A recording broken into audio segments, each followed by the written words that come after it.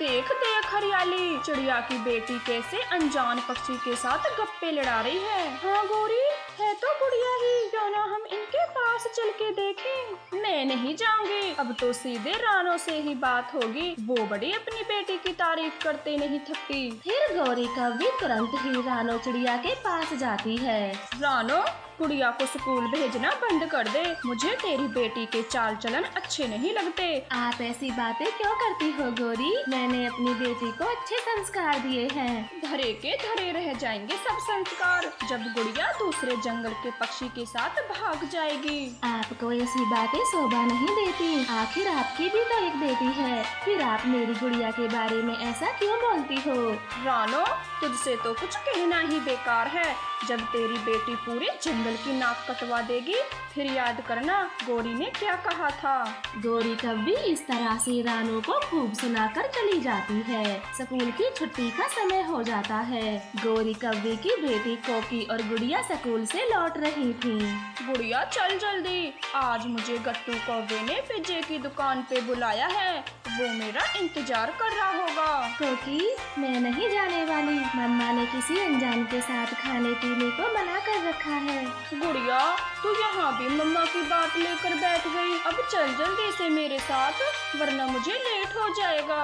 कोकी गुड़िया को सोचने का मौका नहीं देती और उसका बैग उठाकर भाग जाती है। फिर गुड़िया को भी उसके पीछे पीछे जाना पड़ता है। खा ले गुड़िया, तू तो ऐसे घबरा रही है जैसे पिज्जे के रुपए तुझे ही देने हैं। मैंने खा लिया कोकी, अब जल्दी से घर चलो। फिर वह दोनों पिज्जा खाकर अपने अपने घर चली जाती हैं। कोकी, आज आपने इतनी देर कहाँ कर दी? अपनी मम्मा की बात सुनकर कोकी घबरा जाती है। मम्मा, आज वो गुड़िया ने रास्ते में कुछ खरीदा था, बस उसी के चक्कर में लेट हो गई। मैंने कितनी बार कहा है उस गुड़िया से दूर रहा कर, पर तू भी मेरी बात नहीं सुनती। आइंदा उस गुड़िया के साथ तुझे देख ना लूं। इस तरह से गौरी कव्वी कोकी पर बहुत गुस्सा करती है। अगले दिन गुड़िया कोकी को बुलाने घर आती है। क्यों रे गुड़िया, तैयार तो ऐसे होके आई है जैसे अपने पापा की शादी में जा रही हो। आज तो चली जा, आज के बाद मेरी बेटी के साथ दिख मत जाना। गुड़िया कुछ नहीं बोलती। फिर कोकी के आते ही वो स्कूल चली जाती है। गौरी और लूसी कबूतरी सब्जी लेने बाजार जाती हैं। रास्ते में गौरी कव्वी तो बस गुड़िया की ही चुगली किए जाती है। एक नंबर की फराड़ियाँ लगती है मुझे, ऊपर से सुर्ख लाल होठ, मैंने तो मना कर दिया आज। सो तो है गौरी, रानो गुड़िया को जरा भी नहीं डांटती। वो दोनों ऐसे बातें कर रही थी। रानो चिड़िया उनके पीछे पीछे सारी बातें सुन रही थी। लूसी बहन, आप भी मेरी बेटी के बारे में ऐसी बातें करती हो? गौरी का तो मुझे पहले से ही पता था। रानो, तुम्हें हमारी बात बेशक बुरी लगे, परंतु गौरी एकदम सही कहती है। आखिर गुड़िया इतना सच सवर के स्कूल क्यों जाती है? लूसी, जब गुड़िया का जन्म हुआ था तब आप तो थी मेरे घर, और आप ही ने कहा था, रानो बेटी बेशक हुई हो पर चांद सी सूरत है इसकी। अब आप भी गौरी की बातों में आकर झूठ बोलती हो। मेरी बेटी कुछ नहीं लगाती, वो जन्म से ही सुंदर है। लूसी के बोलने से पहले ही गौरी कव्वी बोल पड़ती है। जब बात अलग थी, छोटी बच्ची थी जब वो, लेकिन अब मैं कहती हूँ कोई अपने जैसा गरीब पक्षी देखकर उसकी शादी कर दे। अगर ये भी खुद ने कर लिया तो सारे जंगल के पक्षी मुंह दिखाने लायक नहीं रहेंगे। गौरी, आपकी कोकी भी तो मेरी गुड़िया की संगी है, फिर आप क्यों नहीं कर देते उसकी शादी? मेरी बेटी के पिता, मामा, भैया सब हैं, तुम्हारा कौन है जिसका गुड़िया डर करेगी? हमारी ही बदनामी कराएगी तेरी गुड़िया। ऐसे बोलकर वो दोनों वहाँ से चली जाती हैं। रानो तो बस रोई जा रही थी। वो उदास मन से अपने घर आती है। मम्मा, आप इतना उदास क्यों हो? कुछ हुआ है? नहीं गुड़िया, कुछ नहीं, बस ऐसे ही। आप बताएं, स्कूल में दिन कैसा रहा? बहुत अच्छा मम्मा, आज मैंने टेस्ट में पूरे 20 में से 20 नंबर लिए। टीचर ने मुझे खूब शाबाशी दी। ऐसे ही मन लगाकर पढ़ाई करना मेरी बच्ची, हमेशा बुरे कामों से दूर रहना और पढ़ लिख कर मेरा नाम रोशन करना। रानो ऐसे अपनी बेटी को समझा रही थी और गौरी कव्वी तो हरियाली से चुगलियों में व्यस्त थी। ऐसे ही समय बीतता है। अब गुड़िया कोकी अलग अलग स्कूलों में जाने लगी थी। कोकी की गट्टू कव्वे के साथ की हुई दोस्ती प्यार में बदल जाती है और वह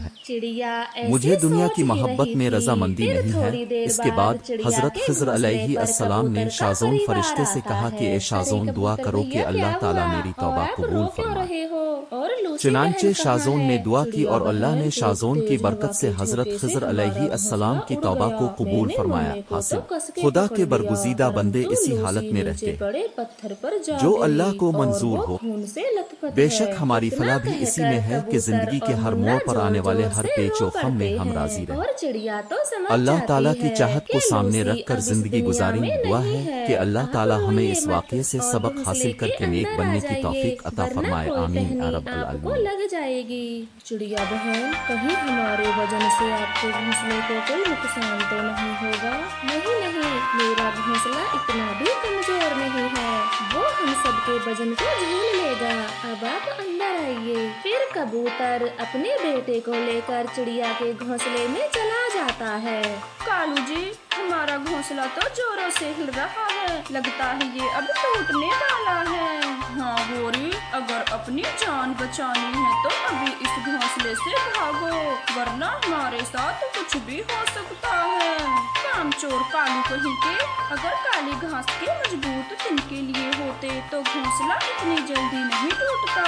गोरी, अब मेरा पीछा छोड़ भी दो और यहाँ से बाहर निकलो, फिर बाद में मत कहना कि मुझे चोट लग गई। वो दोनों अपने घोंसले में से निकलकर बैठे ही थे कि तभी उनका घोंसला बीच में से टूटकर गिर जाता है। अब क्या इस टूटे घोंसले में रहने का इरादा है? अब चलो टोनी चिड़िया के पास।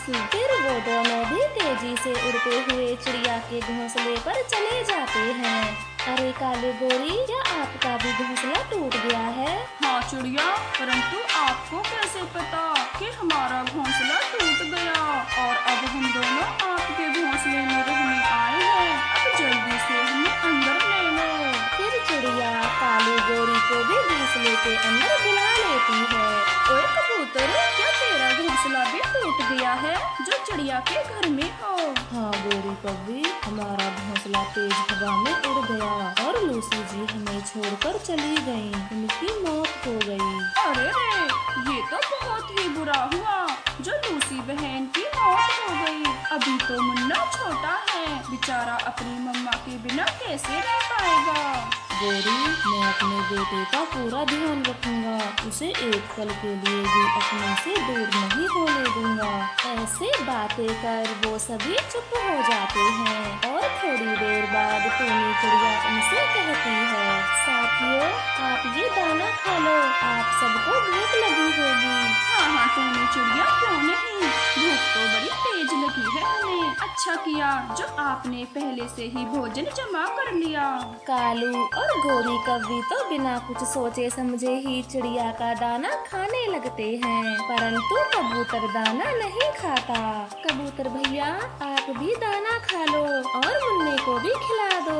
नहीं नहीं चिड़िया, मैं ये दाना नहीं खा सकता, आपने इसे बड़ी मेहनत से जमा किया है, अगर हम आपका सारा दाना खत्म कर देंगे तो आप क्या खाओगी? ओहो कबूतर, अब चिड़िया के घोंसले में रुके हैं तो दाना भी यही खाएंगे। इस तेज तूफान बारिश में अपना दाना तो खोज नहीं सकते।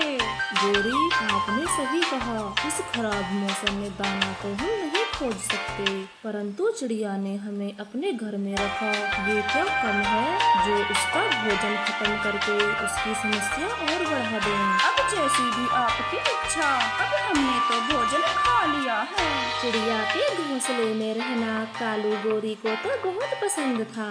वो चिड़िया का भोजन खाते हैं और सो जाते हैं, लेकिन कबूतर को तो चिंता हो रही थी क्योंकि अब चिड़िया का घोंसला भी हिलने लगा था। चिड़िया बहन, मुझे लगता है आपका घोंसला हम सबके वजन को नहीं झेल पा रहा, घोंसला हिल रहा है, मुझे तो डर है कहीं ये भी टूट ना जाए।